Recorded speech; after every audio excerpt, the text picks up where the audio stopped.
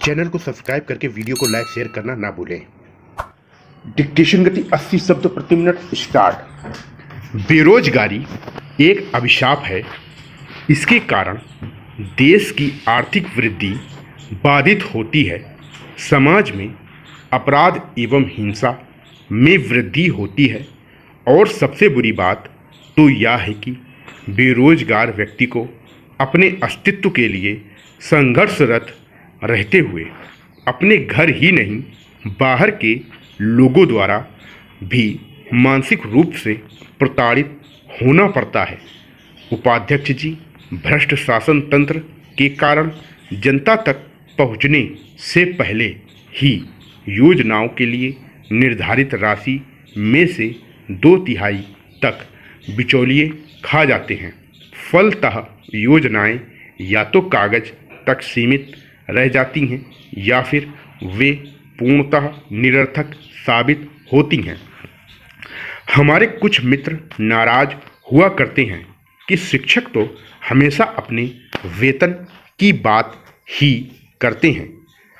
इस प्रस्ताव में वेतन का कोई भी झगड़ा नहीं है, इसलिए मैं समझता हूं कि हमको भावनाओं में नहीं बहना चाहिए, बल्कि इसके लिए कुछ ठोस कदम उठाना चाहिए। सरकार का इसमें क्या दृष्टिकोण है, वह क्यों सहायता नहीं कर सकती, इन सब बातों पर हमें विचार करना चाहिए और सरकार की दिक्कतों को ध्यान में रखकर विचार करना चाहिए। भारतीय संस्कृति, यहाँ का रहन सहन, पहनावा, परंपराएं एवं ऐतिहासिक स्थल हमेशा से विदेशी पर्यटकों को लुभाते रहे हैं।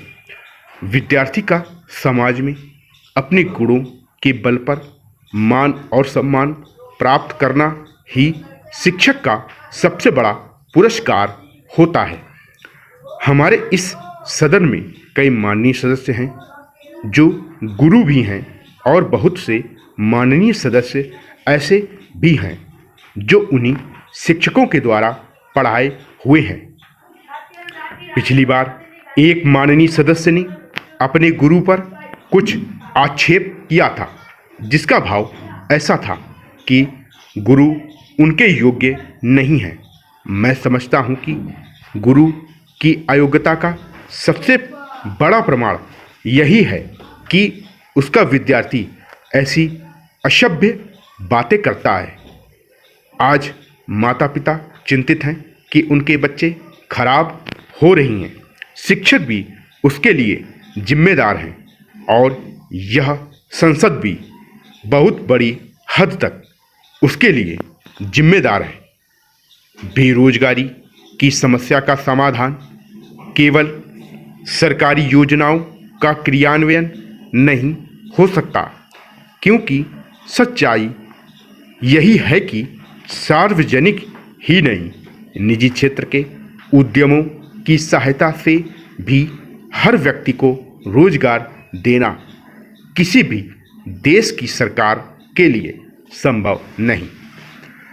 बेरोजगारी की समस्या का समाधान तब ही संभव है जब व्यावहारिक एवं व्यावसायिक रोजगारोन्मुखी शिक्षा पर ध्यान केंद्रित कर लोगों को स्वरोजगार अर्थात निजी उद्यम एवं व्यवसाय प्रारंभ करने के लिए प्रेरित किया जाए।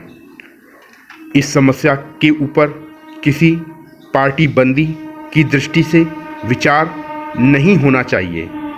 जब तक इस दृष्टि से विचार नहीं करेंगे कि हमको उनके लिए कुछ करना है, तब तक उनके लिए कुछ नहीं कर पाएंगे। हमें इसको केवल विवाद का विषय नहीं बनाना चाहिए। इससे स्पष्ट हो जाता है कि देश में शिक्षा प्राप्त करने की इच्छा बहुत अधिक है, जो अब शहरों तक ही सीमित न रहकर ग्रामीण जनता में भी दिख रही है। पर उसका एक फल यह भी देखने में आ रहा है कि इतने लोग इन संस्थाओं से उत्तीर्ण होकर अपने को एक प्रकार से बेकार पा रहे हैं। सरकारी नौकरियां अथवा दूसरे प्रकार के काम जो शिक्षित वर्ग को मिल सकते हैं सीमित हैं, और जितने लोग उत्तीर्ण होते हैं उनमें से थोड़े ही लोग उनमें लग सकते हैं या उनमें लगने की योग्यता रखते हैं।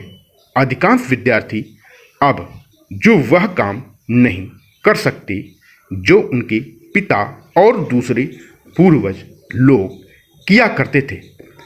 अंग्रेजी शिक्षा के फलस्वरूप उस काम के प्रति उनकी भावना में परिवर्तन आ गया।